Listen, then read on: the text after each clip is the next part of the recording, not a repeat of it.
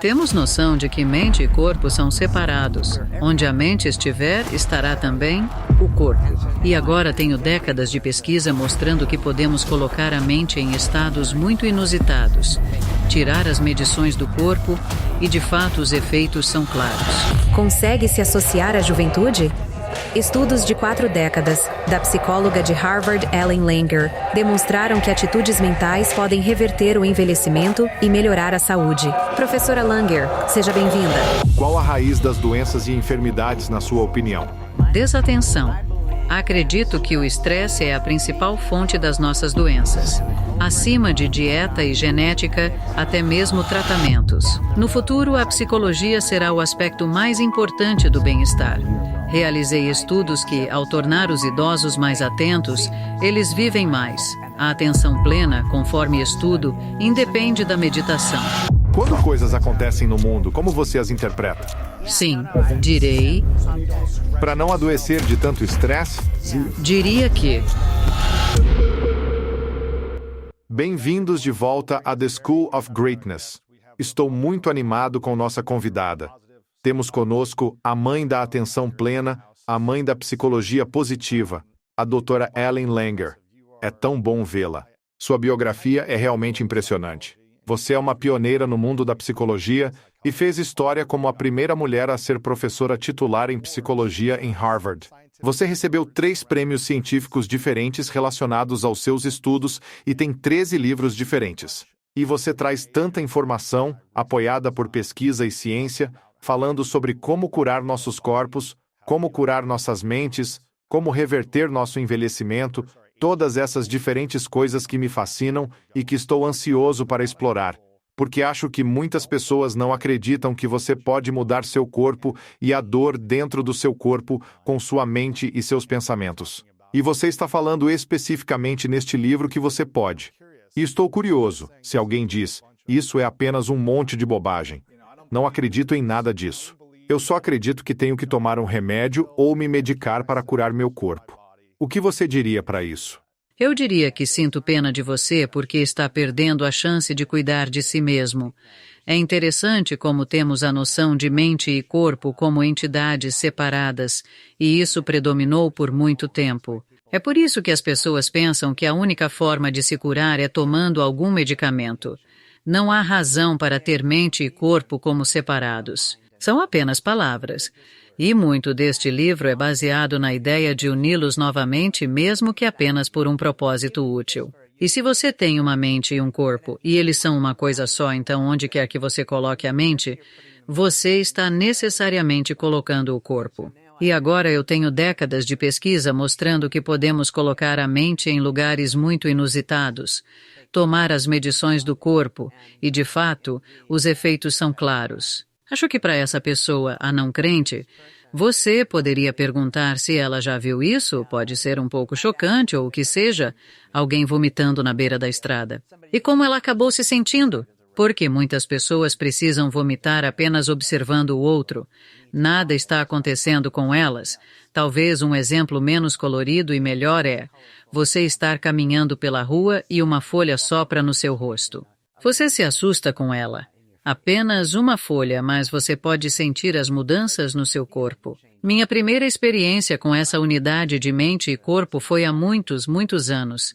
Então, eu me casei muito jovem e fomos para Paris em lua de mel. E eu tinha 18, 19 anos, me sentindo com 30, então tinha que ser muito sofisticada. Estamos neste restaurante e no cardápio havia essa mistura de grelhados que eu pedi e no prato veio pâncreas. Então eu disse ao meu então marido, qual destes é o pâncreas? Ele aponta aquele. Então eu como todo o resto e agora chega o momento da verdade. Eu tenho que comê-lo porque, afinal de contas, sou casada. Não sei como isso é hoje, mas na época pareceu fazer sentido. Então começo a comer e estou literalmente me sentindo mal. Ele começa a rir. Eu pergunto, por que você está rindo? Ele diz, porque isso é frango. Você comeu o pâncreas há muito tempo? Então, eu estava me convencendo de que estava me sentindo mal. Sabe, é interessante, pensei nisso outro dia. Até pode estar no livro e eu me esqueci. Mas eu estava no Missouri há várias décadas e um amigo me arrastou para um iridologista e eu topo qualquer coisa. Fui ver este iridologista que olhou nos meus olhos e ela diz que tenho problemas com minha vesícula biliar. Certo, tudo bem. Roei. Pensei então, o jogo acabou. E, eventualmente, fui ao médico e, veja só, eu tinha um cálculo biliar. Você achou que isso aconteceria ou realmente ocorreu? Não, essa é uma boa pergunta, já chego lá. Não sei como isso aconteceu. O ponto aqui para mim era que, olhando nos meus olhos, ela sabia que havia algo em outras partes do meu corpo que não estavam bem. E o que as pessoas não percebem é que cada pensamento, se eu levanto meu braço, meu corpo inteiro está diferente. Diferente em pequenas maneiras que ainda não conseguimos medir. Mas está tudo conectado, o que, de certa forma, dá mais credibilidade a toda essa ideia de unidade mente-corpo. Agora, o primeiro estudo que fizemos foi um estudo onde levamos homens idosos para um retiro que reformamos há 20 anos atrás. Como era chamado mesmo? Chamamos o estudo anti-horário. Sim.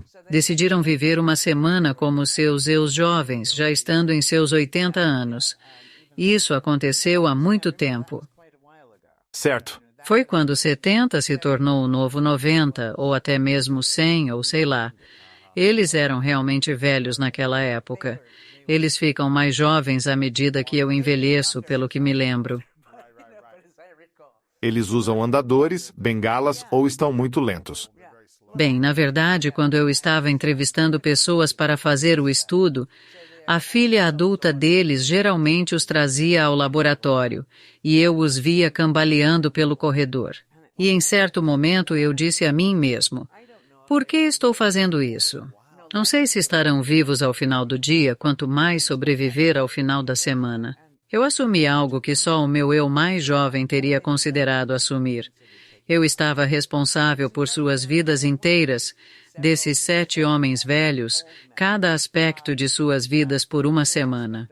Você olhava para eles e não importava o número que você atribuísse a eles, eles eram velhos. Eles iriam viver por uma semana como se fossem suas versões mais jovens. Então eles falarão sobre eventos atuais, coisas do passado, como se estivessem apenas se desenrolando e outras coisas também. Como jornais de 30 anos atrás. Sim. E faziam suas refeições e se corrigiam. Se dissesse era, alguém te corrigiria para é, pois o passado virava presente. Eles estavam ouvindo músicas e assistindo a filmes antigos e tudo. Posso passar todo o tempo com você apenas para conhecer o estudo. Quer que eu dê mais detalhes? Basta me dizer.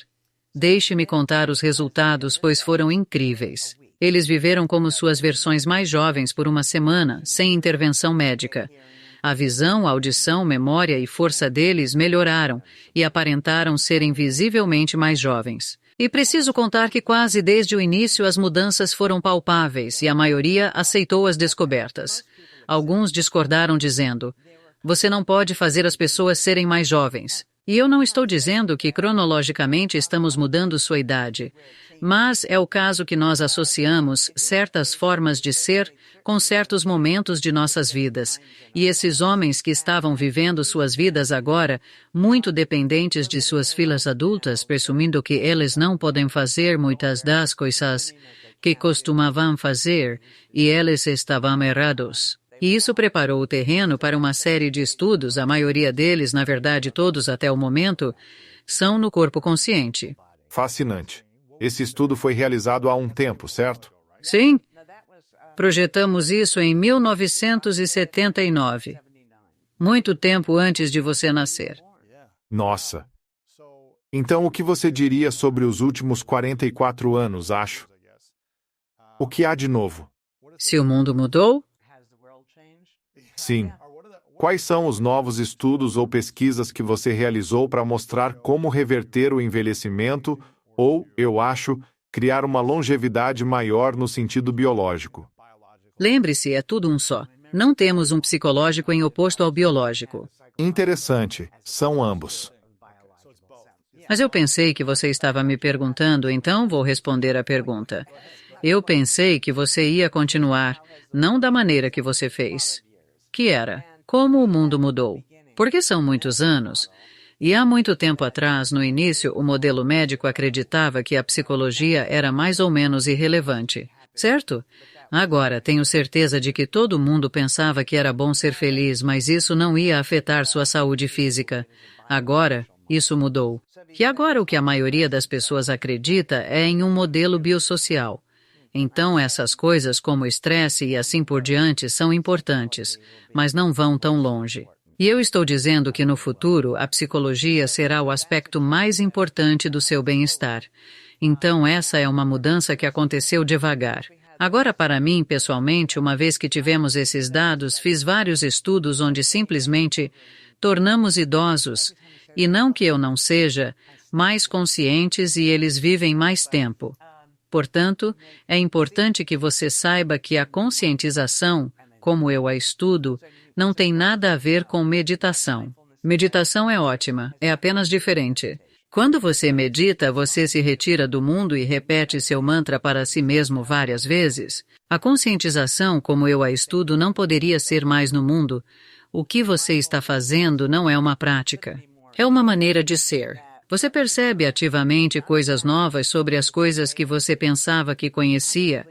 Você percebe que não as conhecia totalmente e então sua mente se volta naturalmente para elas. Agora, se começarmos com a percepção de que tudo está mudando, tudo parece diferente de diferentes perspectivas, a ideia de ter certeza de algo se torna absurda porque você não pode saber. Não é o que era da última vez que você olhou. E se você pudesse adotar apenas um modo de pensar, é o único que eu acredito que é bom para você, é que a incerteza é a regra, não a exceção. Você não sabe? Então presta atenção, o problema é que pais, escolas, mídia, praticamente tudo tenta ensinar absolutos. Quando acha que sabe algo, não presta atenção. Então farei o que faço, provavelmente com frequência. Agora deixe-me fazer uma pergunta simples, essa todos conhecem. Quanto é 1 mais 1? 2. Certo, é o que todos dizem. Sinto ser uma pegadinha. Bem, é isso mesmo, porque 1 mais 1 nem sempre é 2. Adicionando uma goma de chiclete a outra, 1 mais 1 é 1. Juntando uma pilha de roupas a outra, resulta em 1. Juntando uma nuvem a outra, vira uma só. No mundo real, 1 mais 1 provavelmente não é 2 tão frequentemente quanto parece. Então veja a diferença. É improvável, mas depois que terminarmos, alguém vem até você e pergunta: quanto é 1 mais 1? Você não vai responder 2 automaticamente, sem pensar. Você vai prestar alguma atenção ao contexto e então vai responder com atenção e dizer: poderia ser. E então você vai dizer: poderia ser 1, poderia ser 2. Interessante. Depende do contexto. Exatamente, tudo muda. Nossas mentes tendem a manter tudo estático. Pensamos que sabemos, queremos saber, pois achamos que isso nos dá controle. Mas, com as mudanças, não é desejável que a mente mantenha tudo parado, enquanto, na realidade, as coisas estão em transformação, pois assim se abre mão do controle que se teria. Uau, é fascinante. Estou curioso sobre a saúde crônica. Thinking Our Way to Chronic Health, subtítulo do seu livro The Mindful Body. Você diz que podemos nos planejar sobre a saúde crônica. Sim, bem, o motivo pelo qual quero usar o termo crônico apenas porque é um pouco chocante, já que só pensamos em doença crônica, as pessoas tendem a assumir que à medida que você envelhece, você vai desmoronar, você vai ficar doente. E doença e envelhecimento não são a mesma coisa. Uma pessoa pode viver a vida inteira sem doença. E a maneira de viver a vida de alguém é essencialmente a mesma quando você tem 10 ou 80 anos, apenas sabendo que você não sabe e estando sintonizado. Agora, as pessoas não gostam de não saber porque pensam que podem saber. E o que estou aqui para dizer a todos é que você precisa saber. Então, o que você precisa fazer para viver o tipo de vida que estou sugerindo é ser confiante e incerto. Ok? Se você acha que deveria saber, então você finge, mas você não pode saber. Agora, isso torna tudo possível. Eu estava em um evento equestre há muitos anos, depois disso vou usar apenas histórias reais. E um homem me perguntou se eu poderia vigiar o cavalo dele porque ele ia comprar um cachorro quente para o cavalo. Bem, como você deve saber, pelo que leu nas minhas credenciais, eu era nota 10 na escola. Então eu sabia tão bem quanto qualquer um neste mundo que... Isso é ridículo. Cavalos são herbívoros, eles não comem carne. Ele voltou com o cachorro quente e o cavalo comeu. E naquele momento, percebi que tudo o que eu pensava saber poderia estar errado. Agora, para mim, isso foi realmente emocionante porque isso significava que tudo era possível. Todas aquelas coisas que nos ensinaram ser impossíveis de almejar, realmente se tornaram acessíveis de uma maneira totalmente diferente. E o próximo passo no meu raciocínio foi que reconhecer que experimentos, ciência nos dá nossos fatos, na maioria das vezes, certo? Mas ciência só nos dá probabilidades. Não há experimento que dê algo absoluto. Então é mais ou menos assim, a maioria dos cavalos, nas condições que foram testados, não comeu a carne, o que é muito diferente de dizer que todos os cavalos nunca comem carne. Então é muito importante para a saúde de alguém, pois você tem que perceber que qualquer informação recebida é um melhor palpite. Agora, é um palpite educado, mas ainda não é um absoluto. Isso é fascinante, porque pelo que eu entendi há pouco, você disse que se você quer viver até os 80, 90 ou 100 anos sem doenças ou enfermidades, deve pensar como uma criança de 10 anos. Bem, o que estou dizendo é que a maneira de pensar não deve ser diferente. Que a vida é empolgante quando encarada como novidade, sem medo de tentar coisas novas e reconhecendo que barreiras impostas a si mesmo eram apenas decisões alheias, sem razão para não fazer o que quiser. Você não quer prejudicar ninguém. Não devem dizer que você é velho demais para jogar tênis ou velho demais para... Eu não sei para o que as pessoas são muito velhas, eu não presto atenção nisso, então não consigo gerar exemplos. Mas um dos títulos anteriores do livro era Quem disse isso? E eu acho que esse é um refrão que as pessoas se assemelham. Não a crianças de 10 anos, mas acho que a crianças de 2 ou 3 anos. Quem disse isso? Certo. Então é quase sempre como ter uma mentalidade de iniciante. Sim. Qual é a coisa que você aprendeu nos últimos anos que talvez você pensasse que sabia, mas que mudou completamente o seu mundo? As pessoas já me perguntaram isso. Não sei se é porque sou devagar ou o quê. E é difícil para mim responder. Eu sei que havia algo que eu entendi há muitos anos que acho que era muito mais importante para mim do que para a maioria das pessoas que leem sobre o que eu digo a respeito. Mas deixe-me compartilhar isso com você, que é essa ideia simples de que o comportamento faz sentido do ponto de vista de quem age, ou senão essa pessoa não o faria. Agora, o que isso significa é que, quando você me vê, digamos, como ingênua, eu não estou tentando ser ingênua. O que eu quero dizer? Bem, eu estou confiante quando vejo que você é inconsistente. Você não pretende ser inconsistente. O que você está sendo é flexível e para cada descrição negativa, há uma igualmente forte, mas de sinal oposto. Para cada positiva, há uma negativa. E assim por diante. Agora, o que isso significa, para deixar um pouco mais sensato, é que ninguém acorda pela manhã e pensa, hoje vou ser ingênuo, desagradável, desleixado, ou seja lá como chamamos as pessoas. Então, qual é a intenção deles? As pessoas não percebem que isso fazia sentido para elas, porque muitas vezes se envolvem na ação sem pensar. Então, eles não sabem por que estão fazendo o que estão fazendo. Então, se você me diz, Alan, você é tão ingênua, o que eu sou, e agora eu olho para trás, para o meu comportamento da maneira que você descreveu, meu Deus, não posso acreditar nisso. E eu não vou ser ingênua daqui para frente. Claro que isso vai falhar, porque daqui para frente não estou sendo ingênua. Estou sendo confiante. Então, o ponto é, se você quer que alguém mude, você tem que abordar o comportamento da perspectiva com a qual eles estão se envolvendo. Você quer que eu pare de ser ingênua? Você tem que me ensinar a parar de ser confiante. E meu palpite é que então você não iria querer. Então você pode ver como a vida se desenrolaria de forma muito diferente. Porque, pelo que eu posso ver, as pessoas estão constantemente avaliando umas às outras, julgando a si mesmas, abdicando de prazeres por medo do que outra pessoa possa dizer e assim por diante. Qual a raiz das doenças e enfermidades, na sua opinião? Inconsciência. Sério? Sim. Eu acho que diria praticamente todos, provavelmente até mesmo todos. Seja mais cauteloso. Todos os nossos problemas são a consequência direta ou indireta de inconsciência, seja ela pessoal, interpessoal ou global. O que é inconsciência para você? Inconsciência é responder ao mundo baseando-se em absolutos onde você pensa que sabe. No piloto automático. Acontece que, quando você aprende algo, continua fazendo isso. Quando aprende pela primeira vez, pode ser de forma atenta. Mas, agora que sabe fazer, você o faz do mesmo jeito repetidas vezes. Mas o mundo está mudando e muitas vezes você fica aquém. Um exemplo que vejo com frequência é, e isso não é bom para a Califórnia.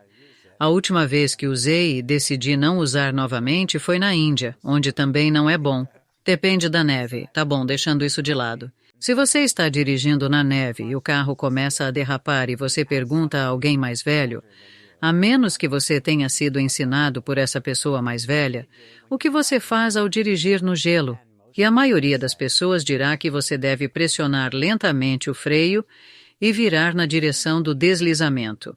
Isso fazia sentido quando você aprendeu, no entanto, e continua fazendo isso. Mas agora existem freios ABS, e a maneira de parar um carro no gelo é pressionar firmemente o freio. Então, o que você aprendeu por segurança, agora é inseguro. Então, o ponto é, uma vez que você pensa que sabe, você congela tudo enquanto as coisas estão realmente mudando. Assim, você não consegue evitar o perigo que ainda não surgiu. Você não pode aproveitar os benefícios que estão bem à sua frente porque simplesmente não os vê. A maioria de nós está usando as soluções de ontem para resolver os problemas de hoje. As pessoas têm medo de simplesmente deixar as coisas serem porque pensam que há coisas boas e ruins. E eu tenho que pular obstáculos e fazer o que for necessário para conseguir essas coisas boas e evitar as ruins. Mas as coisas em si não são nem boas nem ruins. E quando você reconhece isso de verdade, então se esta entrevista correr bem, maravilha. Se esta entrevista não correr bem, maravilha, não importa.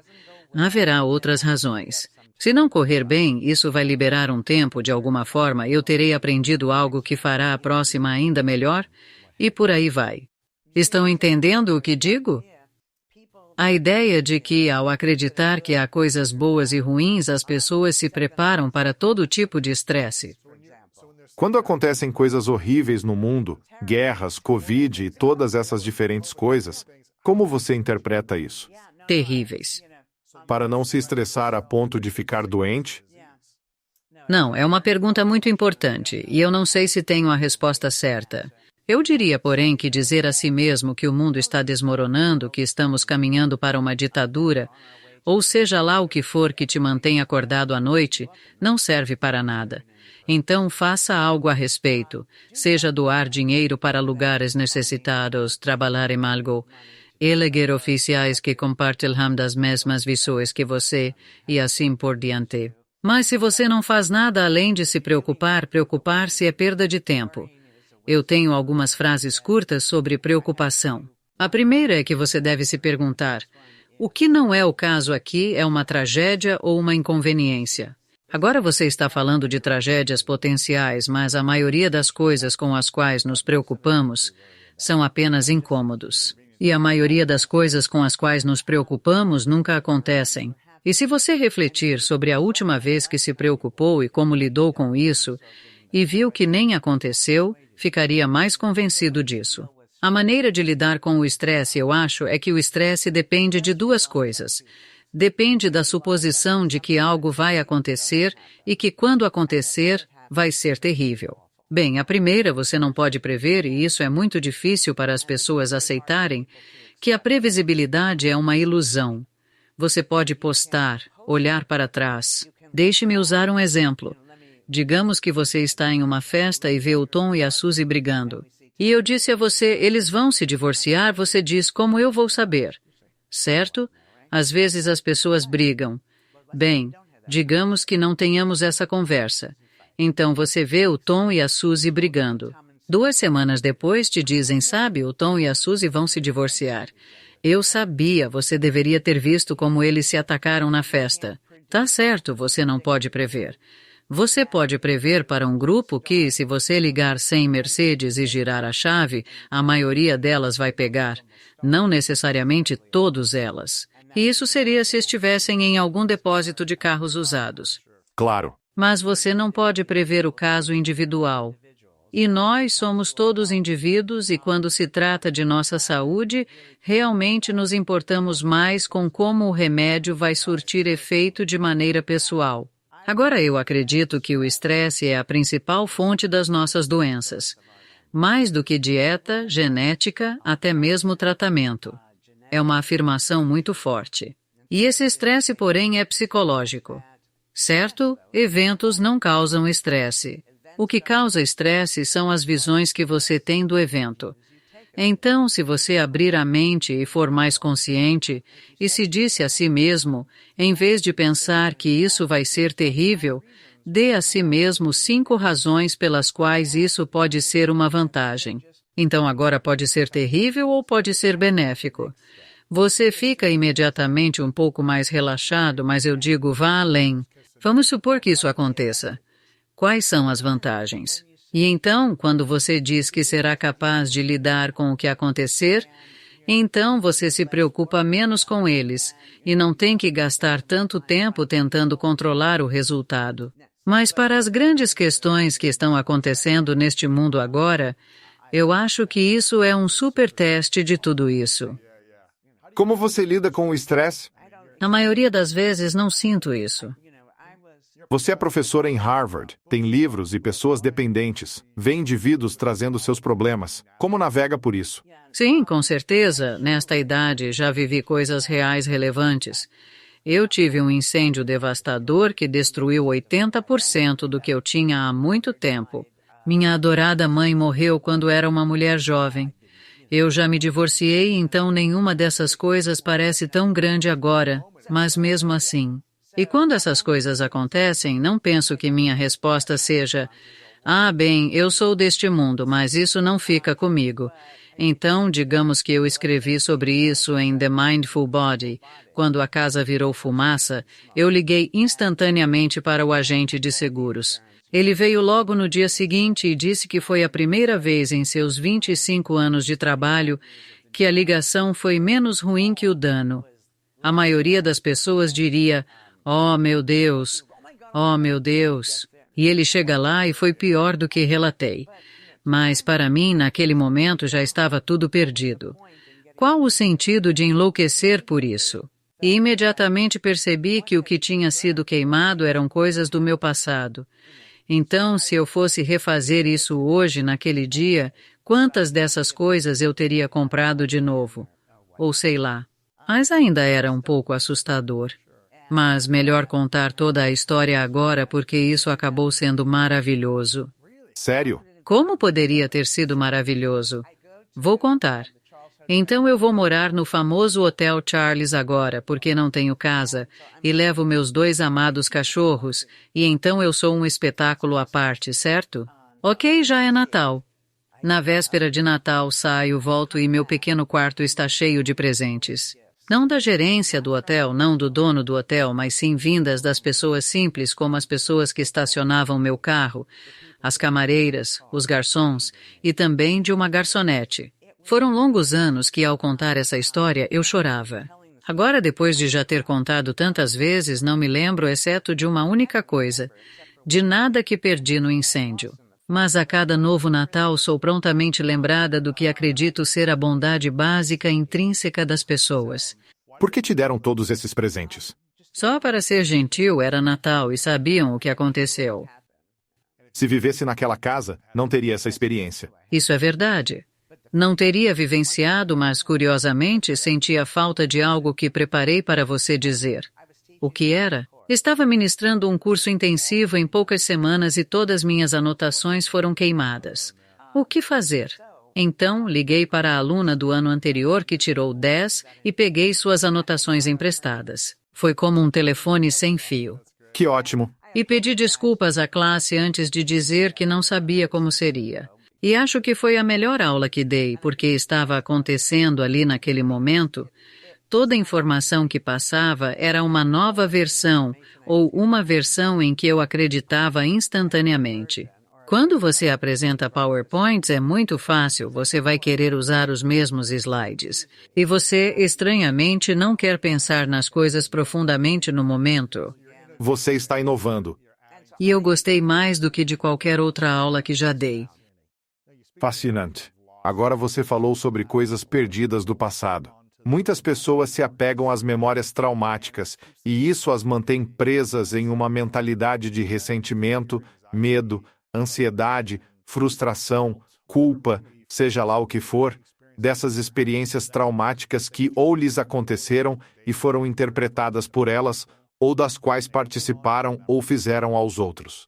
Elas se apegam a essas memórias e atribuem muito significado a elas, o que as faz sentir-se presas, ganhar peso ou adoecer e ter ansiedade. Quão poderosos são os nossos pensamentos sobre o passado? Bem, eu acho que o que precisamos fazer. Há dados que não são meus que mostram que tentar não pensar em algo é totalmente ineficaz. Isso sempre volta.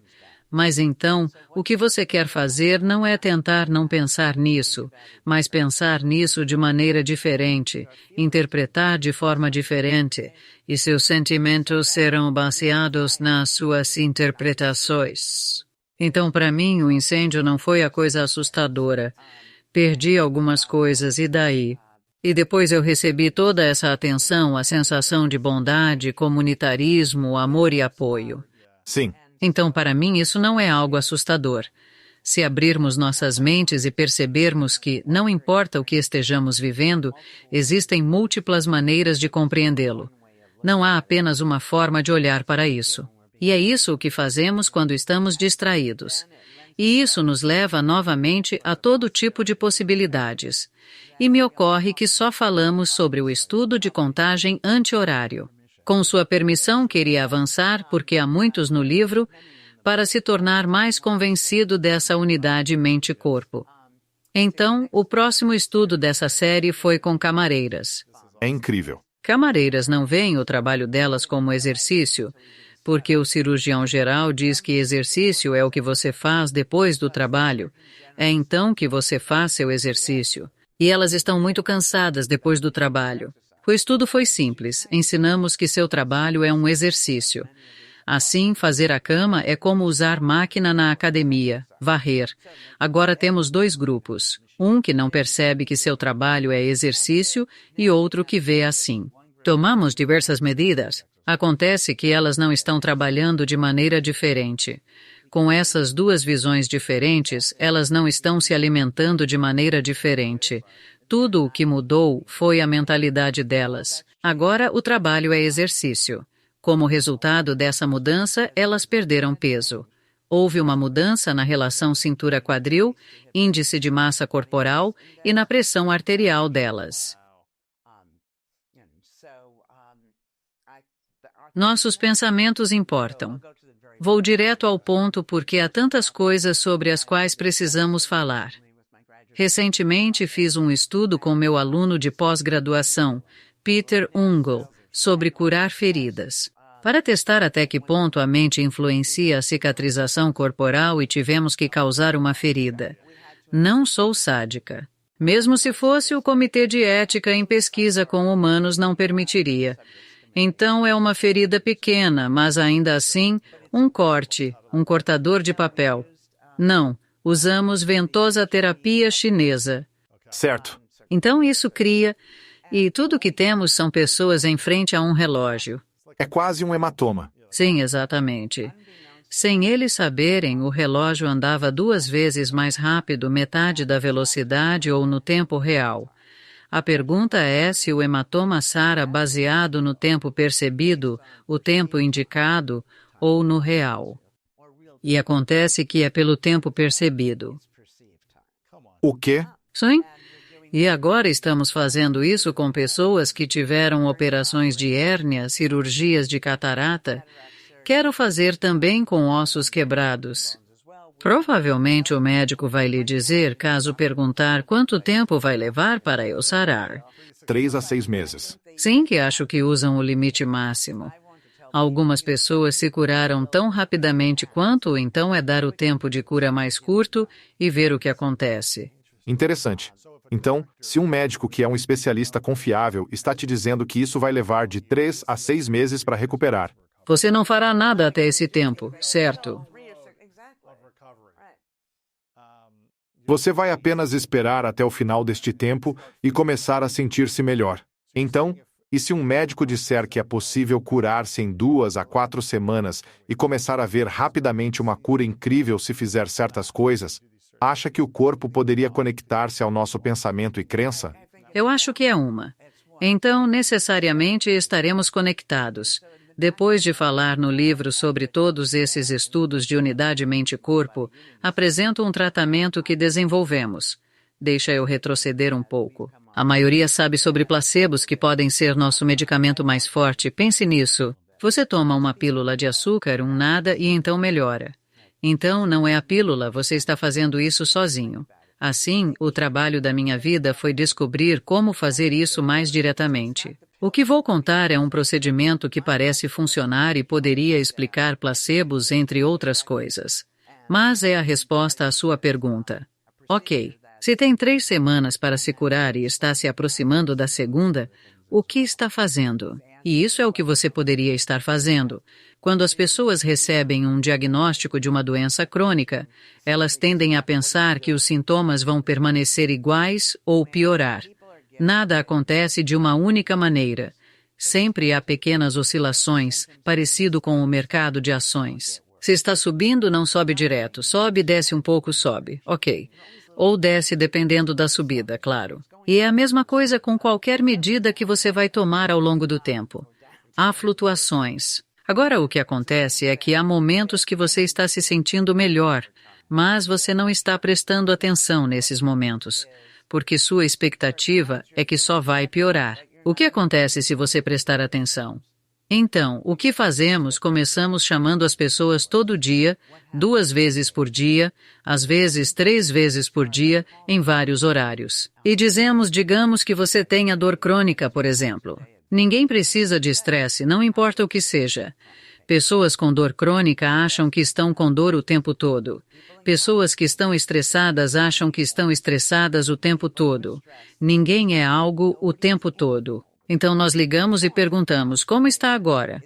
Está melhor ou pior do que antes? E por quê? O porquê é a pergunta crucial. Tudo bem, então o que acontece agora em alguns momentos vai ser melhor. Você vai sentir, nossa, não é tão ruim quanto eu pensava. Existem momentos de alívio. O porquê inicia uma busca consciente, porque agora está melhor do que antes. E ao fazer isso, agora o processo te dá algum controle sobre a doença. Então, o controle em si é importante para a sua saúde. Interessante. Quando você está no controle, está procurando maneiras de melhorar. Então, usamos o estresse. Então, você está estressado o tempo todo, e daí eu te ligo. De repente, você percebe quando está conversando com Ellen Langer, então você está muito estressado. Então, fica fácil, né? Não fale comigo como um meio de melhorar. Certo, então 3 coisas acontecem quando você faz isso. Atenção à variabilidade, que é uma maneira elegante de dizer estar atento, percebendo mudanças. A primeira é que, veja, não é que você é horrível ao máximo o tempo todo. Segundo, ao perguntar por que você está sendo atento, isso é bom para a sua saúde. E terceiro, que você tem mais chances de encontrar uma solução se estiver procurando uma. Agora fizemos isso com Parkinson, AVC, esclerose múltipla, artrite, dor crônica, uma série de distúrbios reais. E em cada caso, obtivemos resultados muito positivos. Então agora estamos olhando como isso pode realmente explicar o placebo. E a maneira é que você toma um comprimido agora, esperando melhorar. Então você está procurando, estou melhor? Talvez agora eu não esteja tão bem quanto antes. Por quê? E o processo se desdobra naturalmente agora. Então, quando eu estava tentando organizar para que as pessoas pudessem se cuidar, em vez de depender de um médico para lhes dar um nada para que se cuidem, não parece assim porque estamos ligando para eles. Mas agora a maioria das pessoas tem smartphones, é muito fácil. Você configura seu smartphone para tocar em 1 hora, você se pergunta, como está agora? Melhor ou pior que antes? Configure agora para daqui a 2 horas e 10 minutos. Apenas varie o tempo e você ficará melhor, mesmo que não desapareça completamente. Embora tenhamos resultados muito positivos. E o interessante sobre um placebo, e a BBC fez uma réplica do estudo relógio anti-horário. E eu me lembro de uma atriz entre os participantes que melhorou e não entendia. Ela questionou, você diz que é placebo, mas critica que os placebos são ruins? São ruins só porque quem começou a difamar eram as farmacêuticas. E para elas o interesse é lançar medicamentos no mercado e lucrar. E essa droga, esse suposto placebo, é na verdade tão bom quanto qualquer outro. Então eu realmente não posso ousar trazê-lo ao mercado. Mas se você pensar bem e ouvir pessoas dizerem que é só psicológico, como se, espere um segundo, o físico é real e o psicológico não é? E agora estou ousadamente dizendo que ambos, na verdade, são a mesma coisa. O que influencia o outro? Nossos pensamentos? Está tudo ocorrendo simultaneamente, sim. Então, se sentimos dor, nos sentimos sobrecarregados ou estressados, são nossos pensamentos que influenciam essa dor? Ou é a sensação que influencia nossos pensamentos? Ambos é um só. Levanto meu braço e isso afeta meu pulso, meu antebraço. Tudo acontece essencialmente ao mesmo tempo. Uma vez houve alguém, e eu realmente não consigo lembrar quem fez este estudo, onde analisaram a bioquímica de uma lágrima e descobriram que uma lágrima de tristeza é bioquimicamente diferente de uma lágrima de alegria. E lembro do iridologista que conseguiu olhar profundamente nos meus olhos e saber instintivamente que havia algo errado com minha vesícula biliar. É tudo o mesmo, eu faço assim. Minha mente, meu cérebro é diferente. Não temos a maquinaria sofisticada, a tecnologia para perceber a diferença. Mas se eu pegasse algumas células da sua pele e você estivesse atento versus desatento, a diferença está lá. Mas não podemos ver isso agora. Uau, é fascinante. Então, o que você diria? Se as pessoas querem viver uma vida sem dor, sem estresse e com a sensação de estarem envelhecendo com graça, o que todos devem querer. Nesse cenário, qual seria a combinação de ingredientes que precisam ser feitos e seguidos diariamente para criar essa realidade? Sim, você deveria aceitar que tudo é totalmente incerto. E então você não pode saber dessas coisas. Se esquecer de algo não significa que agora você está tendo demência. Você só se esqueceu de algo. É interessante porque sou professora, dou aula para esses estudantes maravilhosos em Harvard, e eu faço uma prova e eles erram muita coisa. Eles estudaram, mas simplesmente não lembraram. Então os jovens também são esquecidos. Eles simplesmente não se preocupam tanto em ser esquecidos se você acaso ocorrer. Algumas pessoas então se afastam do mundo porque têm medo de cair novamente. Que eu me lembro perfeitamente, eu estava consultando nessa casa de repouso muitos anos atrás, e essa mulher que estava lá, eu estava no escritório do diretor, e essa mulher que tinha, eu diria, uns 85 anos ou por aí, estava visitando sua irmã mais velha, que tinha 90, e ela estava se gabando. Ela disse que sua irmã queria que ela trouxesse pinças para ajudá-la a colocar sua roupa íntima sozinha, mas eu não ia fazer isso porque ela poderia cair e se machucar. E então, sem muita reflexão, eu me intrometi, o que provavelmente eu não deveria ter feito, e disse com veemência que podemos evitar que ela caia e se queime ou qualquer outra coisa que aconteça com as pessoas no decorrer da vida. Podemos induzir um estado semicomatoso, e então ela estará perfeitamente livre de acidentes e assim por diante. De certa forma, quero dizer, pode parecer bobo, mas parte de ser humano é a possibilidade de algumas dessas coisas acontecerem e reconhecer que você pode se recuperar por si mesmo de algumas das maneiras que já discutimos antes. Não estou sugerindo que todos nós simplesmente joguemos a cautela ao vento, mas eu acho que uma vida que não oferece oportunidade para qualquer dessas coisas acontecerem não seria uma vida que eu escolheria para mim mesmo. Isso é tudo fascinante porque eu acho que muitas pessoas querem viver mais tempo e com mais saúde. Elas não querem viver com dor, dependentes de medicamentos e estressadas com isso. Elas querem se sentir melhor. Deixe-me dizer, o que as pessoas deveriam fazer é tornar o momento significativo e, independentemente do que façam, devem gostar disso, em vez de fazer por algum fim. Ou seja, eu odeio exercícios, mas os farei para viver mais. Não. Há quem se exercite e tenha ataques cardíacos devido ao esforço. Se estressam nisso. O que você quer fazer é estar presente de verdade ao fazer algo. Se estiver presente de verdade, será prazeroso. Se é prazeroso, não se pode pedir mais. Muitas pessoas estão tentando adicionar mais anos às suas vidas, e eu penso que deveríamos adicionar mais vida aos nossos anos. E isso, creio, a longo prazo, para a maioria das pessoas, as fará viver mais. Qualquer coisa que você fizer deve ser divertida. E como será divertido? Realizar conscientemente e observar ativamente parece simples, porém, é a essência do envolvimento. É o que ocorre quando você está se divertindo e não parece trabalho. É por isso que eu digo que é muito importante entender a atenção plena enquanto estudamos. Não tem nada a ver com meditação. Se você deixasse a Califórnia e voltasse para a costa leste e viesse me visitar na minha casa, você não precisaria praticar estar atento. Você entraria na minha casa, ficaria curioso. Oh, olhe, ela fez aquela pintura? Este é o livro que ela está lendo? Seja lá o que você visse, você notaria porque saberia que não conhece e teria curiosidade.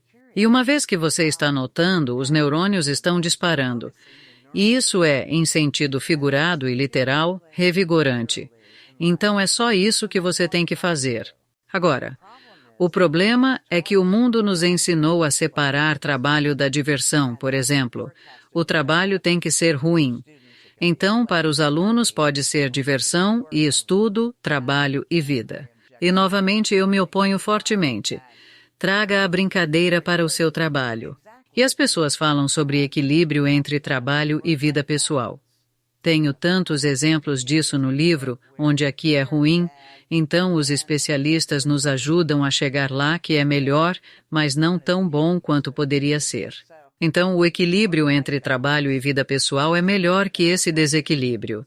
Mas ainda melhor é a integração entre trabalho e vida pessoal. Faça disso uma coisa só. Não seja uma pessoa diferente no trabalho. Deve haver uma certa seriedade até mesmo na brincadeira e um toque de descontração ao nosso trabalho.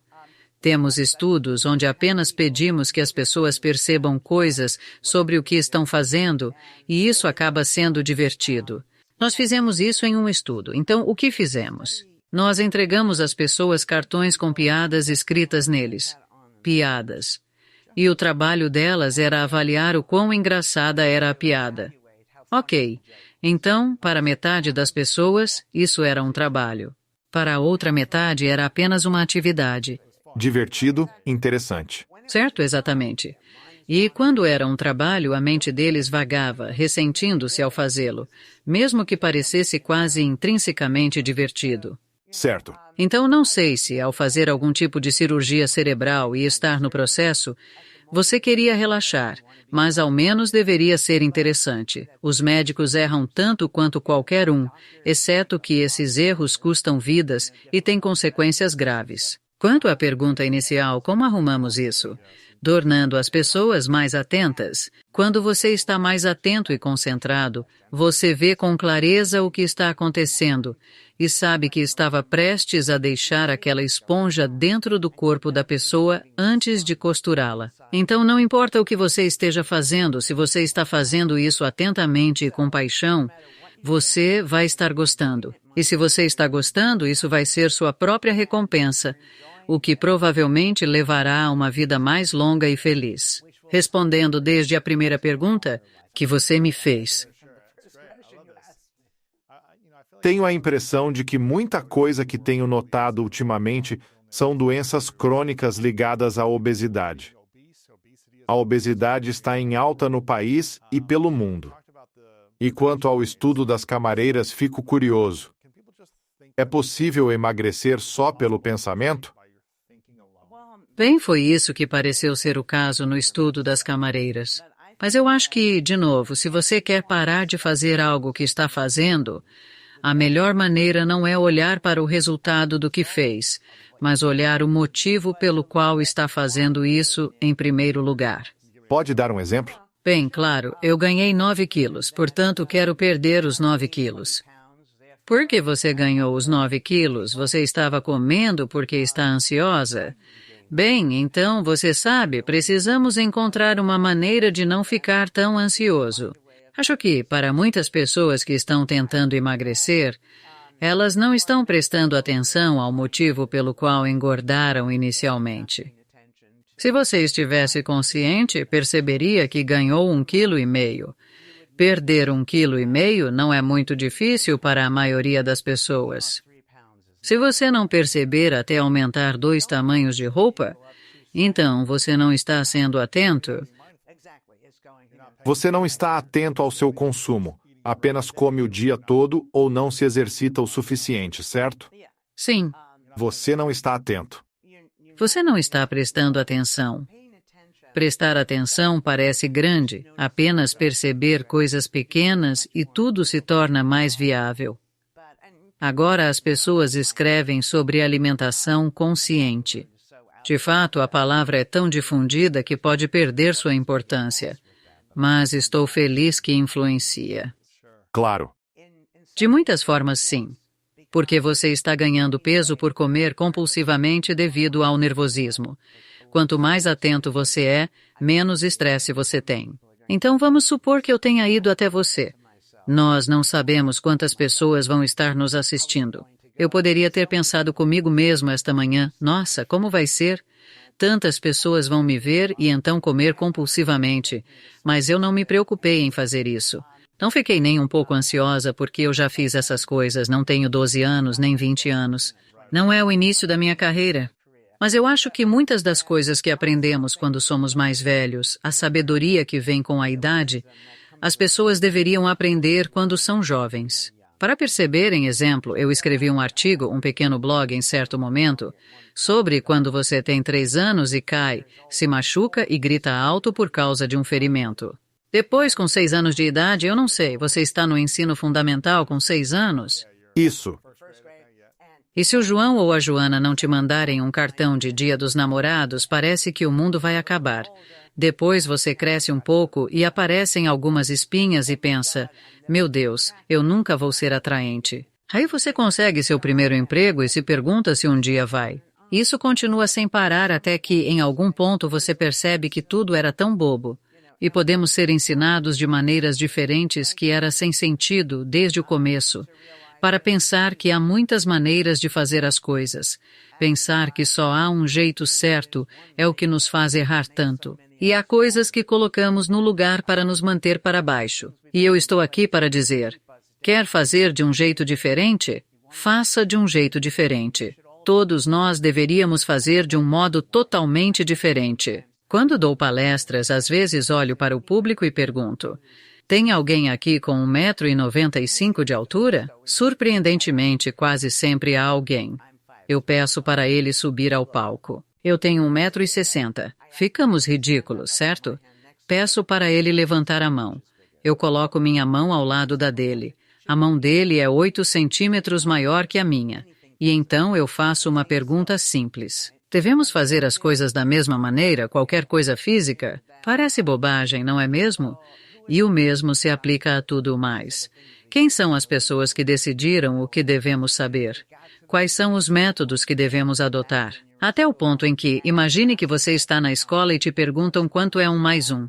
E o pequeno Joãozinho responde: o que vai acontecer na escola de hoje? Professor dirá, não está certo. E a criança vai ser menosprezada por todas as outras, haha. E depois cresce se sentindo inferior, e às vezes se sentir inferior é porque você, na verdade, sabe mais em vez de menos. Interessante. É interessante que, quando estamos menosprezando pessoas, existe uma maneira, e falo aqui de 3 níveis. Então, vamos imaginar uma criança pequena que é desinibida, certo? Agora temos pessoas como nós, mais como você, na sua idade, que são inibidas. O que significa ser inibido? Você conhece as regras, você deve fazer isso, não deve fazer aquilo, e você pode obedecer. Então, com esperança mesmo, você chega a um certo ponto em que diz: quem se importa?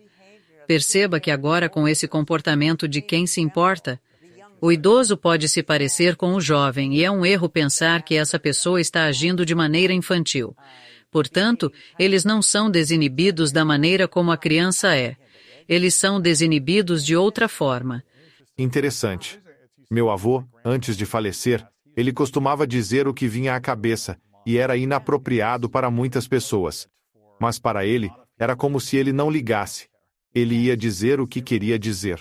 Sim, mas o ponto crucial aqui, a questão mais ampla que eu estou levantando, é que quando você vê alguém se comportando de uma maneira onde você está criticando, censurando-os, menosprezando-os, pode realmente ser que eles sejam possivelmente mais evoluídos do que você, em vez de menos. Então, outro exemplo prático, você vê alguém derrubar acidentalmente uma bengala e a pessoa miserável não vai lá ajudar.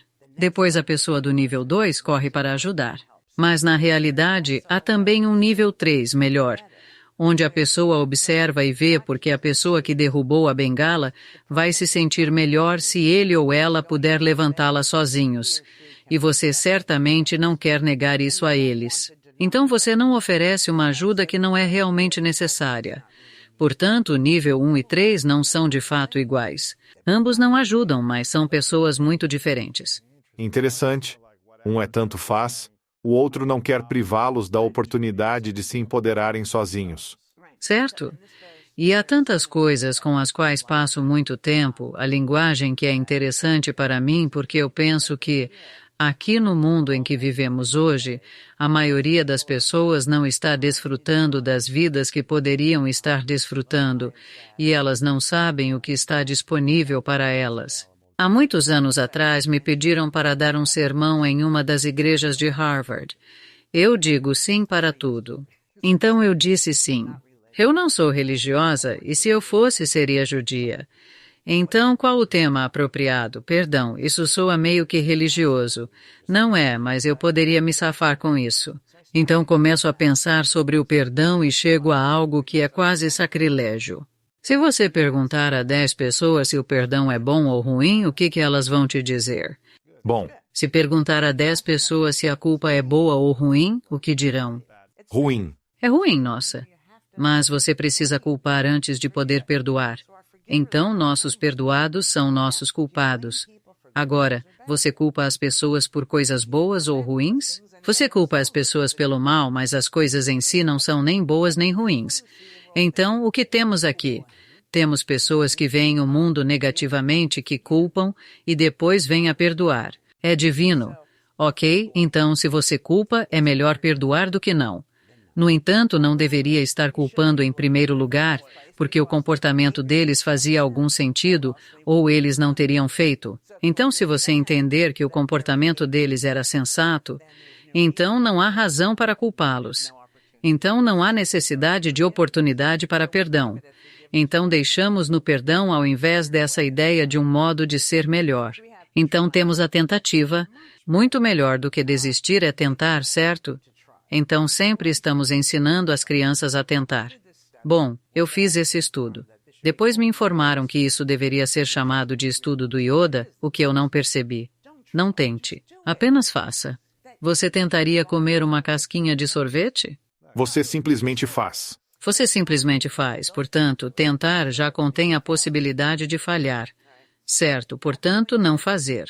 Tentar. Quando você pensa em falhar, não é tão bom quanto apenas fazer. Então, eu passo por várias maneiras onde, de fato, existe um mundo muito melhor do que o mundo que a maioria das pessoas experimenta. Eu fui visitar uma amiga há muitos anos que estava com um caso muito grave de câncer. E eu disse, Eva, como você está? Ela disse, me disseram que meu câncer está em remissão. Naquele momento pensei, bem, espera aí. Se eu fizesse o mesmo exame, provavelmente me diriam que eu não tenho câncer. Por que é que eu não tenho, mas ela tem em remissão? Ok. Agora, se você pensa que está em remissão, você ainda está estressado. Espero que não volte. Exatamente. Se você estiver curado, você não terá esse estresse. Interessante. Sim, estar em remissão é melhor que a doença ativa, porém não é o mesmo que a cura total. Quando o seu resfriado passa, você não diz estar em remissão. Veja, sumiu. Se você pegar um resfriado, ele é visto como novo. E pode ser assim com o câncer. O câncer apresenta algo em comum entre ele, ou não o chamaríamos pelo mesmo nome. Mas cada câncer e momento é diferente. Quão importante é a língua em nossa vida? É crucial, pois ao nomearmos algo na linguagem, acreditamos conhecê-lo. E quando pensamos que conhecemos, não prestamos mais atenção, mesmo que esteja mudando. Minha noiva, ela é originalmente do México, e eu não sei exatamente as palavras que eles comumente usam para expressar certas coisas, mas quando estão resfriados, por exemplo, eles não dizem, estou resfriado. Eles geralmente falam algo como, estou enfrentando um resfriado, ou algo assim. Eles não se apropriam da doença, da enfermidade, da ansiedade, e nem mesmo do estresse. Não dizem, estou com estresse. Eles estão experimentando isso. Sim, que aqui, se você tem alguma doença, quase se torna a doença. E é muito difícil. Então eu tinha uma aluna, uma jovem maravilhosa que tinha esclerose múltipla. Ouvindo alguém perguntar como ela estava, ela disse, ótima, em vez de dizer, Nossa Senhora. Para cada pergunta, a esclerose está com ela. Então explicou à pessoa como sua mente move o braço e detalhou as partes que estão bem. Isso me deu uma visão diferente sobre doenças crônicas. A palavra crônica só significa que o mundo médico ainda não sabe ajudar. Isso não implica que não existam meios de autoajuda.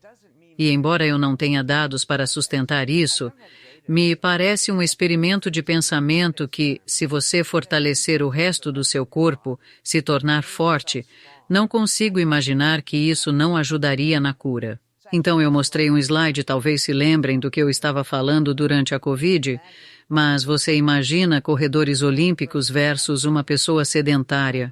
E vamos supor que ambos foram expostos à Covid e ambos contraíram a Covid.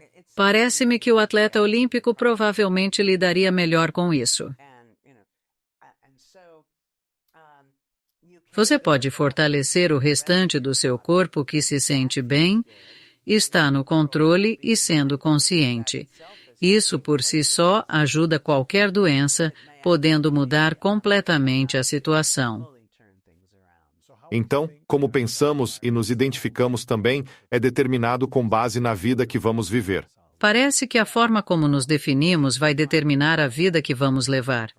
E é importante porque muitas vezes as pessoas dizem que não conseguem. Seja lá o que for, elas não conseguem.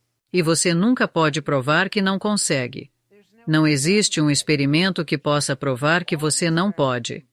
Tudo que um experimento pode provar é que se você fizer isto pode acontecer. Isso não prova que não há outra maneira de algo acontecer. E então, se você pensar em todos os avanços que a cultura faz, os grandes sempre são coisas que todos diziam ser impossíveis, certo? É impossível até alguém conseguir. A partir daí, torna-se possível. Então, as pessoas não aprendem com isso porque pensam que sempre souberam. E assim, passam para a próxima coisa que não pode ser. E é aí que você percebe que é o fazer, o tentar, que é divertido, não o fim. Você se organiza de forma diferente em torno de uma atividade. Vamos pegar 2 exemplos que me vêm à cabeça. Estou tentando pensar agora. Eles estão bloqueando novos pensamentos, então são pensamentos antigos, mas você é uma criança pequena e está no elevador tentando apertar o botão e não alcança. Então seu pai te levanta e você consegue. E então, eventualmente, você é capaz de apertar. Nesse ponto já não é mais divertido. Quer dizer, quando foi a última vez que você ficou animado porque conseguiu apertar o botão do elevador? Ou se você estivesse jogando golfe e sempre acertasse o buraco com uma única tacada? Não haveria mais jogo. É o não saber que torna tudo excitante. O dominar e não o ter dominado. E então, quando você erra, acho que todos nós deveríamos ser mais como os programadores de computador que, quando erram, não dizem que erraram. É um bug. Está no sistema e eu vou descobrir. Eu gosto de palavras cruzadas, então fazer é muito divertido para mim. Ou jogos de palavras com amigos ou qualquer jogos de palavras. Depois que eu terminar este desafio, não seria nem um pouco divertido para mim fazer de novo, porque eu já sei todas as respostas.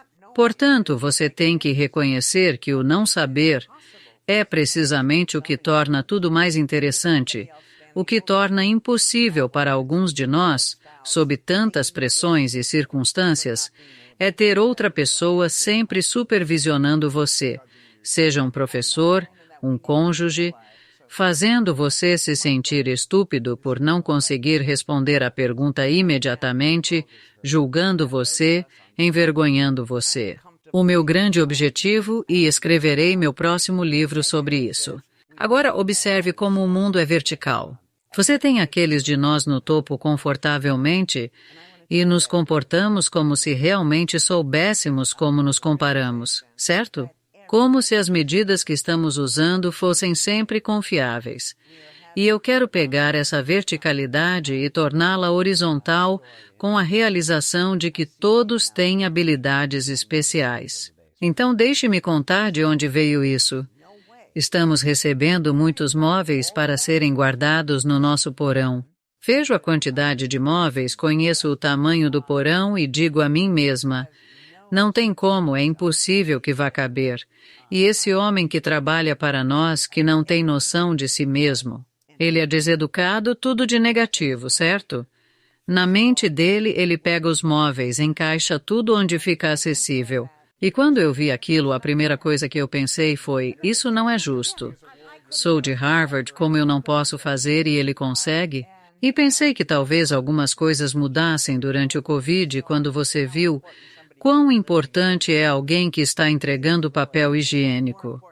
Naquele momento é mais importante que um arquiteto. Mas reconhecer que todos não sabem algo, todos sabem alguma coisa diferente, todos não podem fazer algo. Todo mundo pode fazer algo diferente. E questionar quando falo sobre talento e coisas assim no livro aqui, quem escolheu os critérios para dizer você é bom, você não é tão bom, e assim por diante. Quando eu disse antes sobre o cara de 1,90 e eu fazendo as coisas de maneira diferente, ele que escreveu as regras. Agora, quanto mais parecido você for com ele, o homem branco e alto, melhor você se sairá no que estiver fazendo. Mais importante é entender que quanto mais diferente você for da pessoa que escreveu as regras, mais essencial é encontrar seu próprio jeito de fazer. E tudo o que ensinamos é, esta é a maneira. Não, não é a maneira. Esta é a maneira para aquela pessoa que determinou as regras do jogo. Isso é muito importante. Quero dizer, eu uso esse exemplo com frequência e vou parar de dizer isso. Sou uma jogadora de tênis e quando jogo a bola para cima, eu mando ver. Ela não entra, eu jogo para cima novamente. Agora, eu tenho um segundo saque bem fraco porque estou jogando em duplas e não quero irritar todo mundo. Se eu tivesse criado o jogo de tênis, você teria 3 saques. No primeiro eu mandaria ver. No segundo, agora eu aprenderia com o primeiro e mandaria ver de novo. Mais vezes iria dar certo e ainda teria o meu terceiro saque de backup. Interessante. Ninguém pensaria que 2 saques de alguma forma vêm do céu, certo?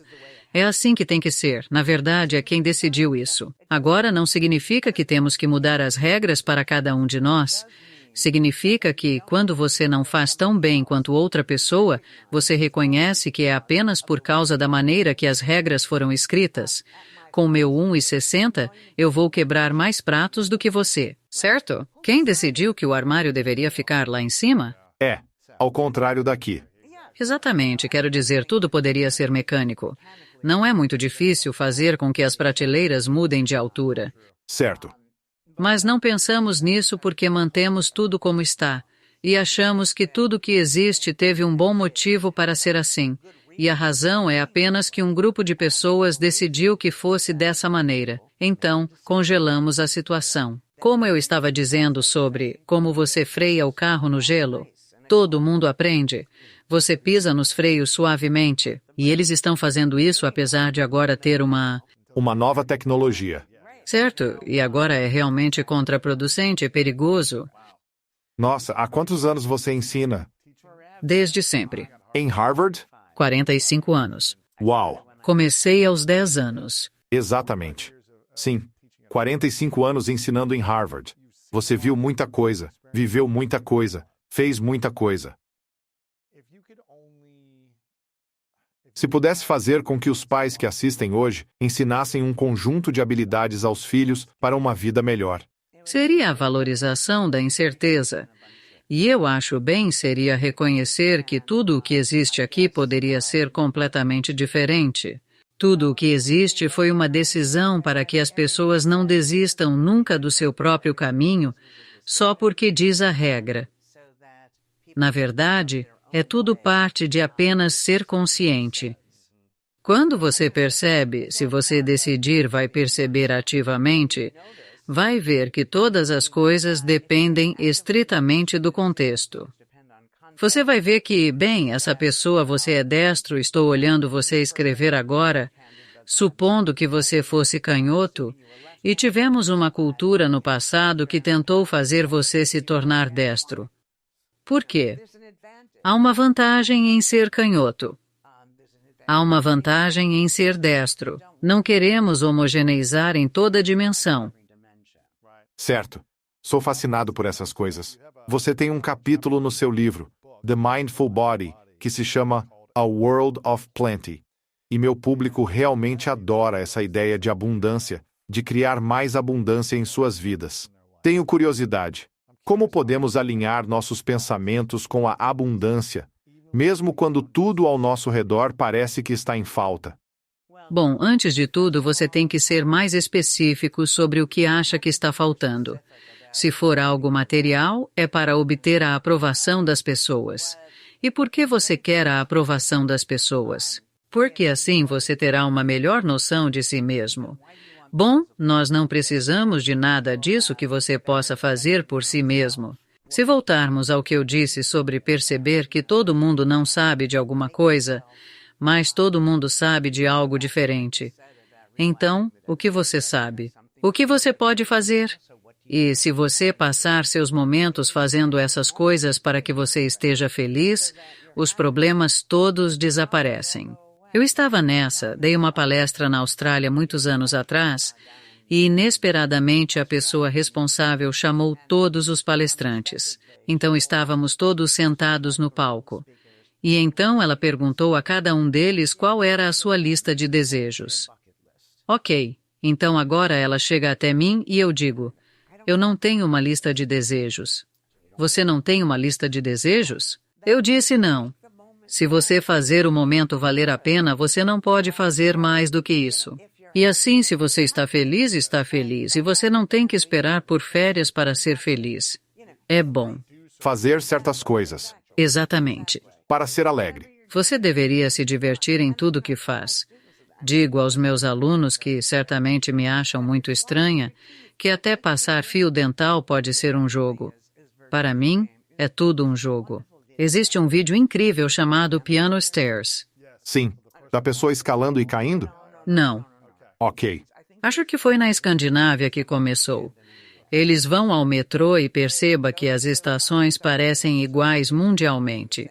Todos escolhem a escada rolante, mesmo existindo escadas comuns também. Então, colocam teclas de piano nas escadas e, à medida que você sobe, produzem sons. Dó, Ré, Mi.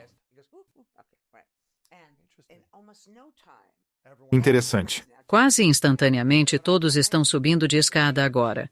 E o que eu digo aos meus alunos é: por que esperar que alguém coloque as teclas de piano lá embaixo? Faça isso com alegria enquanto sobe as escadas normais. Tudo pode ser divertido, mas neste mundo decidimos que essas coisas são trabalho, e o trabalho deve ser estressante. Essas coisas são divertidas, como resultado, quando você não está trabalhando, não está se divertindo. Você fica estressado porque não está se divertindo. E eu penso que não é preciso muito para mudar algo disso. A maior parte disso apenas vem do reconhecimento de que foi colocado em prática em algum momento para atender às necessidades de certas pessoas. E que, se não atende às suas necessidades, mude. Mude isso. Eu adorei. Há essa citação que você tem no seu livro, você diz: não tente tomar a decisão certa. É uma tarefa difícil. Tome a decisão certa. Isso é tão importante que ler isso eu acho que é mais fácil do que ouvir eu falar sobre. Mas deixa eu te contar.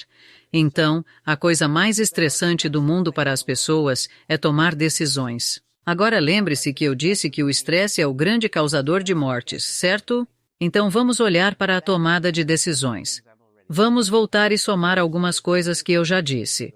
A primeira é que não existe certo ou errado. Isso é a maneira como você enxerga as coisas. As coisas em si não são nem boas nem ruins. Então, se você está tomando uma decisão e o que você vai fazer é uma análise de custo-benefício, se cada custo é um benefício e cada benefício é um custo, você não pode somá-los. Eles não vão te dizer o que fazer. Além disso, se você fosse fazer uma análise de custo-benefício, não há nada que te diga quando parar de agregar informações. E cada nova informação pode mudar o sentido de uma decisão. Além disso, mas eu te disse, previsão é uma ilusão. Tomar decisões depende de poder prever, certo? Se você tem que decidir se quer um carro ou um barco, uma escolha estranha, eu não acho que alguém a faça, mas vamos deixar assim. Então temos um carro e um barco que custam mais ou menos o mesmo valor e você não consegue decidir qual deles escolher, a decisão depende do seu palpite sobre o quanto você vai gostar. Será que vou gostar do barco? Eu enjoo no mar. Não é atraente para mim, mas será que vou gostar do barco tanto quanto gostei anteriormente?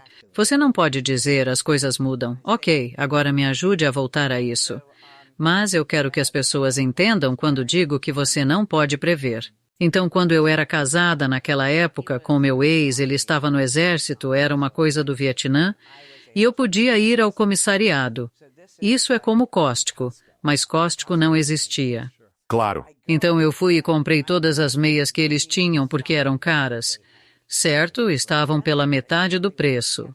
Uma semana após chegar em casa, as meias calças tinham sido lançadas. Para um homem não faz sentido, mas as meias deixaram de ser úteis.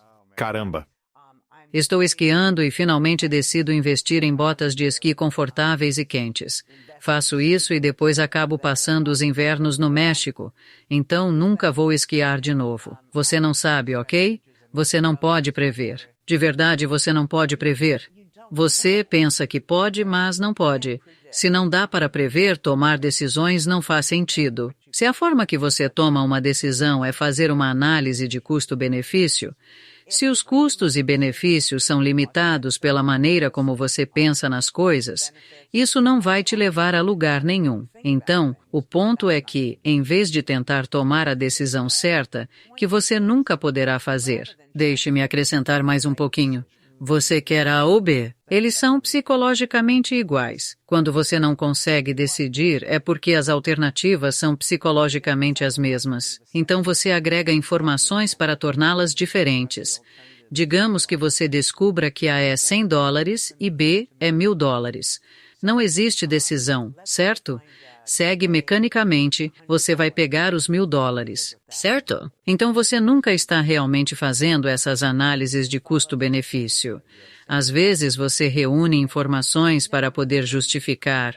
Bem, aqui está o motivo pelo qual eu fiz isso que você acha que é estúpido. Enfim, você tem que ler para entender completamente. Mas a questão principal é que, em vez de perder seu tempo tentando tomar a decisão certa, torne a decisão correta. E então eu fiz com que meus alunos vivessem isso uma semana.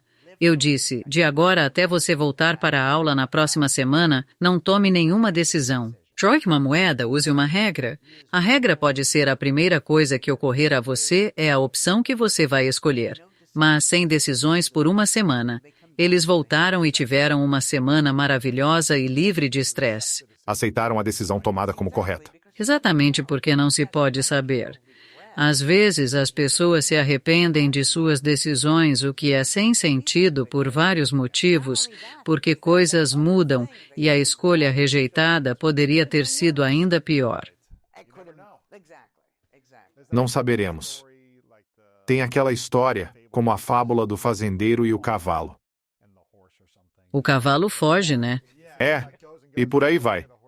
É tipo, o cavalo fugiu, algo assim. Mas aquela decisão ruim tornou-se uma boa. Exatamente. E então algo ruim acontece. Certo? É como se minha casa estivesse pegando fogo. É como essa coisa horrível. Você pode fazer o bem a partir de qualquer coisa, não precisa esperar o ruim. E você diz que não há bom ou ruim, é tudo interpretação. Sim, eu concordo. Quer dizer, se você quebrar o braço direito, começará a usar mais o esquerdo, fortalecendo-o. E, para muitos, o esquerdo não é tão forte quanto se forem destros. Assim, ao final, estará melhor. Sim, e nunca se sabe. Quebrei o pulso direito jogando futebol e fiquei triste por 1 ano e meio, pois não podia jogar. Estava engessado e fiz uma cirurgia para transplantar um osso do quadril. Passei 6 meses assim e vivi no sofá da minha irmã, sem pagar aluguel, por todo esse tempo. Essa é a parte boa. Mas eu não estava aproveitando minha vida porque essa identidade que eu tinha, de ser um atleta, jogar futebol profissional, não estava mais disponível para mim. A coisa pela qual trabalhei tão arduamente por tantos anos, por tanto tempo. O sonho se foi. Sim. E eu lembro que me senti muito triste, e não sei se era depressão, mas apenas desanimado, baixa energia. Olhando para trás, sou tão grato que isso aconteceu. E se eu não tivesse me machucado, poderia ter quebrado o meu pescoço no ano seguinte, ou algo pior poderia ter acontecido. E isso me colocou no caminho do que estou fazendo agora, que é impactando vidas de uma maneira diferente. E me traz tanta alegria. Então é apenas aprender a não encarar como uma experiência ruim. E o mesmo problema para as pessoas é que elas não percebem quando estão em transição. As transições são quase sempre desconfortáveis porque você não está mais onde estava e ainda não chegou aonde vai. Você está no meio. Sim, e aguardando ansiosamente pelo que virá em vez de refletir sobre o passado, por que olhar para trás? Então, suponha que, continuando no futebol, continuaria a se divertir. Quem sabe? Se faz o que faz agora por completo, tudo o que fez antes te levou até aqui. Exatamente. E você não pode fazer mais que isso? Estou entusiasmado com seu livro The Mindful Body Thinking Our Way to Chronic Health. Quero que todos tenham uma cópia. Compartilhe com amigos e compre para eles também. No verso que diz, não pode ser lido 2 vezes, precisa comprar novamente. Exatamente. Sim. Presenteie um amigo. Acredito piamente que nossos pensamentos e como interpretamos a nós mesmos e os eventos mundiais são poderosos. Tudo que você fala é embasado por pesquisa e ciência. Ao aplicarem essas ferramentas, as pessoas vão viver vidas felizes, saudáveis, longevas e melhores. Por isso, agradeço por você disseminar. Tenho algumas perguntas finais para você, mas estou tão grato por você estar aqui compartilhando isso. Esta questão é um cenário hipotético, então tenha paciência comigo. É uma pergunta que faço a todos no final, chamada As 3 Verdades. Então imagine, nesse mundo hipotético, você pode viver tanto quanto desejar, mas eventualmente chegará o seu último dia na Terra. E você escreveu 13 livros, e estou pressupondo que você irá escrever mais 20 e fará muitas outras coisas para compartilhar com o mundo. Mas imagine nesse cenário hipotético no último dia, ninguém tem acesso aos seus livros. Esta entrevista desapareceu. Ninguém tem acesso a nada que você compartilhou por alguma razão. Você tem que levar tudo consigo para o próximo lugar. Mas você tem a chance de deixar para trás 3 lições, 3 coisas que você sabe serem verdadeiras a partir de toda a sua experiência de vida. E isto é tudo o que teríamos acesso à sua informação, ao seu conteúdo. O que você diria que seriam essas 3 verdades para você? Eu provavelmente vou apenas repetir o que já te disse. Primeiro é reconhecer que o comportamento faz sentido, ou senão as pessoas não o fariam. E isso vai melhorar nossos relacionamentos e nosso relacionamento conosco mesmos. O segundo é que as pessoas precisam valorizar, desfrutar, explorar o poder da incerteza. E seja consciente. Cada um desses aspectos conduz ao outro, sabe? Eu tenho um acrônimo que uso e ensino no final das minhas aulas. É chamado GLADO. G-L-A-D-O. Então, é a minha própria receita pessoal para uma vida feliz. Seja generoso, amoroso, autêntico, direto e aberto. E cada um desses elementos leva ao outro, e todos eles resultam de ser mais consciente. Eu amo isso. GLADO. Generoso, amoroso, autêntico, direto e aberto. Eu quero reconhecer você, Ellen, pela contribuição que você continua a fazer na sociedade, na humanidade e no mundo através da sua pesquisa, ensinando alunos em Harvard e depois pegando essa pesquisa, transformando-a em coisas que todos nós podemos entender, aplicar em nossas vidas, ao dedicar tempo para criar esses experimentos sociais que você faz e nos dando mais inspiração e mais esperança. Então, eu sou apenas grato por você estar mudando o paradigma em muito do nosso pensamento e nas coisas que pensávamos ser de um jeito, você está mostrando que há outro caminho. Portanto, eu realmente reconheço sua contribuição e os dons que você traz ao mundo. Estou tão feliz que você esteja fazendo isso. E novamente, The Mindful Body. A última pergunta que tenho é: qual é a sua definição de grandeza? Estar acordado e presente, estar lá. É curioso como dizem parar para cheirar as rosas ou que devemos estar presentes. E isso é doce, mas é uma instrução vazia, pois quando você não está lá, você simplesmente não está lá para perceber isso. E assim, a maneira de estar lá é perceber coisas novas sobre as coisas que você acha que conhece. Sua atenção naturalmente se volta para lá, ou de cima para baixo, para começar reconhecendo que você não sabe, ninguém sabe, você não pode saber. E isso, o saber, é emocionante em vez de assustador. Como você se alimenta pode impactar seus neurônios, criar inflamação, diminuir a velocidade dos sinais entre eles, afetar seu intestino e muitos hormônios e moléculas cerebrais.